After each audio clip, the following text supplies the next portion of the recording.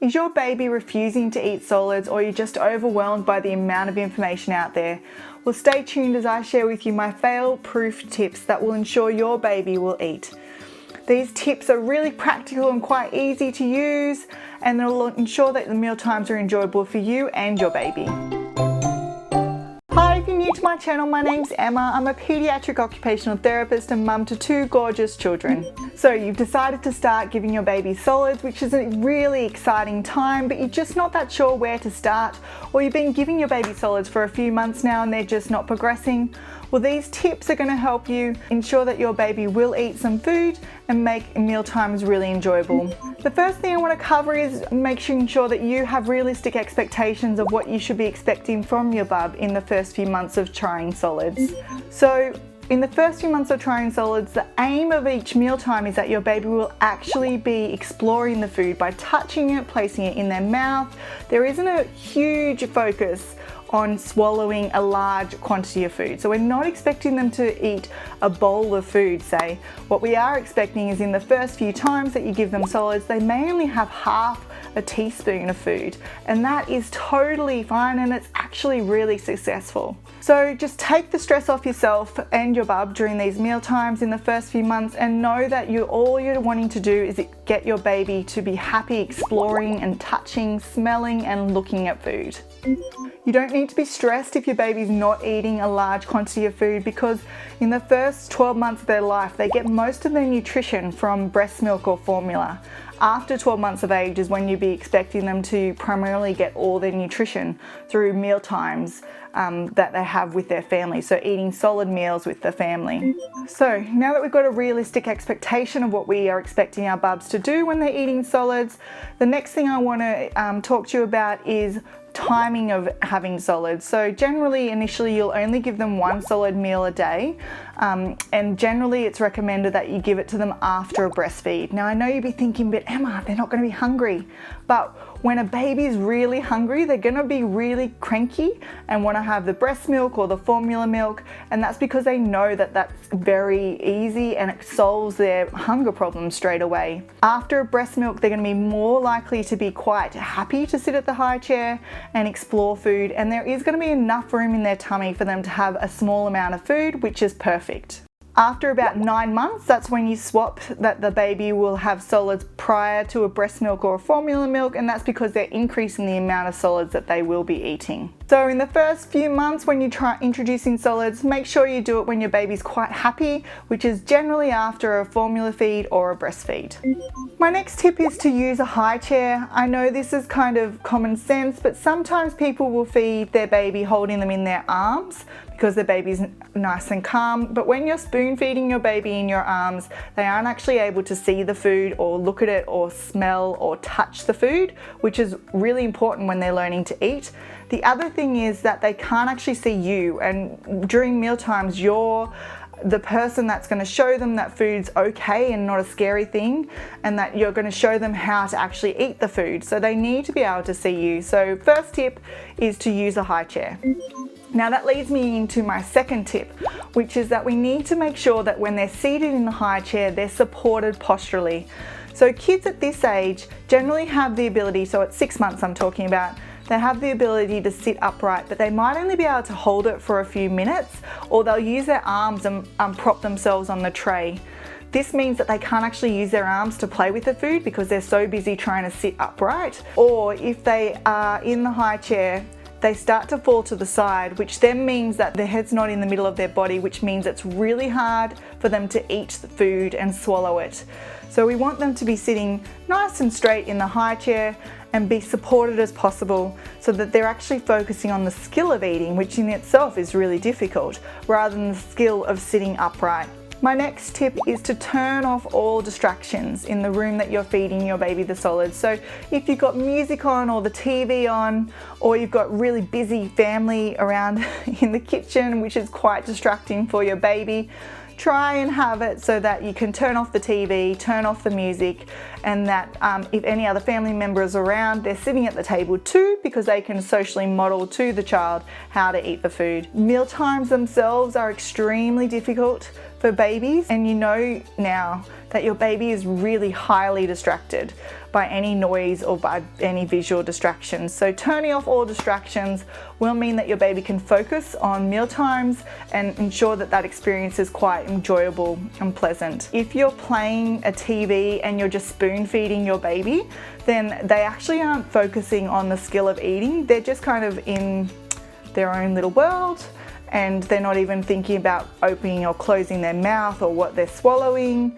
or even looking at the food. It's kind of an automatic process, so they're not actually engaged in that mealtime. So generally I wouldn't recommend having the TV on when you're feeding your baby as a distraction for them to look at.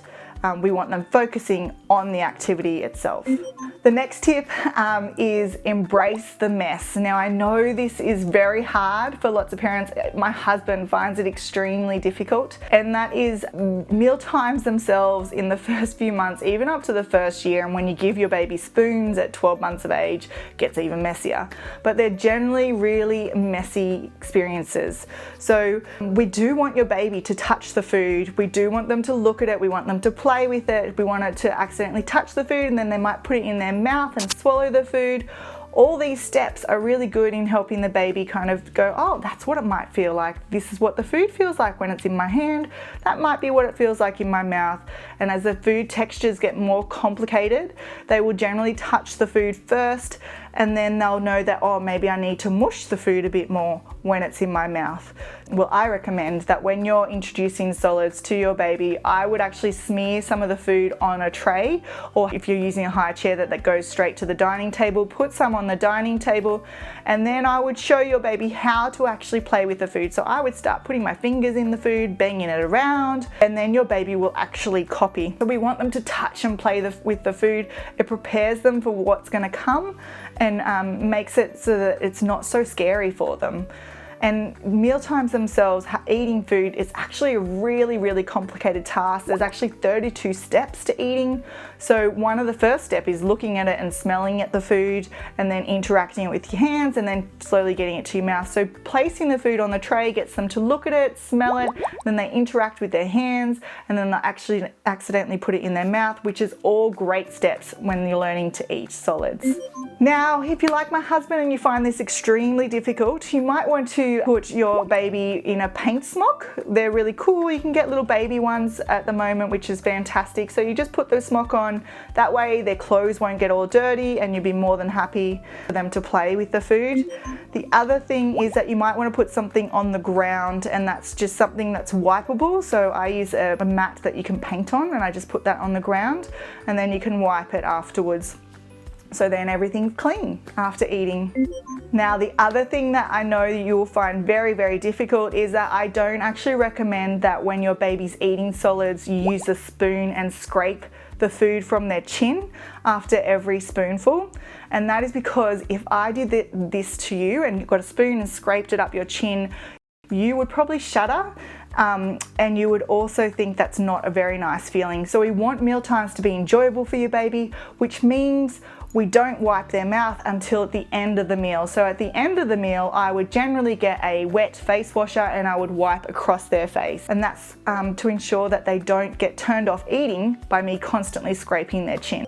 Now, if your baby is one who likes to hold a spoon while eating, or keeps trying to grab your spoon when you're trying to put the food in their mouth, one way to kind of avoid that is to give them their own spoon to hold, and then you use another spoon to feed them. If they grab your spoon, then you just keep changing spoons. So you use one spoon, place that spoon in their mouth, your baby will grab that spoon, and then you grab the spoon they're holding and then load that one up and keep placing it in their mouth. And make sure that meal times continue to progress, and it stops your baby trying to grab the spoon, which then avoids a lot more unnecessary mess. The other thing I recommend is that you actually sit directly in front of your baby when you're spoon feeding them, or feeding them in general. And that is because babies learn through us as adults. So they learn what to do with the food by watching us, which is what they've done the first 6 months of their life when they watched us eat. But when you're presenting new food to them, they're kind of relying on you to show them that the food isn't something to be scared of. You're interacting with the food yourself, so you'll be playing with the food. The other thing is that when you're sitting directly in front of them, if you're spoon feeding your baby, it ensures that you bring the spoon level to their mouth, So if you're standing up when you're feeding your baby, so if they're in a high chair with a tray and you're standing up, you will generally come with the spoon like this, which then means your baby doesn't get to see the food. It also means that when you place it in their mouth and they close their lips, you will actually bring the spoon up and scrape it off the top of their mouth like in this video. What I'm wanting is that we want them to work on the actual skill of closing their lips when the spoon comes in to their mouth, and that's because that's a really important skill to clear food off a spoon or to chew food. You firstly need to be able to close those lips.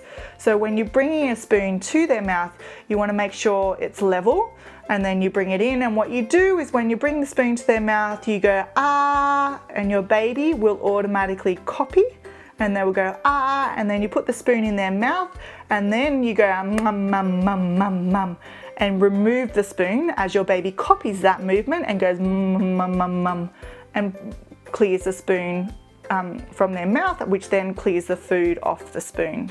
So sitting directly in front of them means that ensures that you will keep that spoon level and ensures that your baby is working on that lip seal. Just a quick word on spoons. When you're going to look at using a spoon for your baby, in the first few months, I'd actually recommend getting spoons that are quite shallow in their bowl.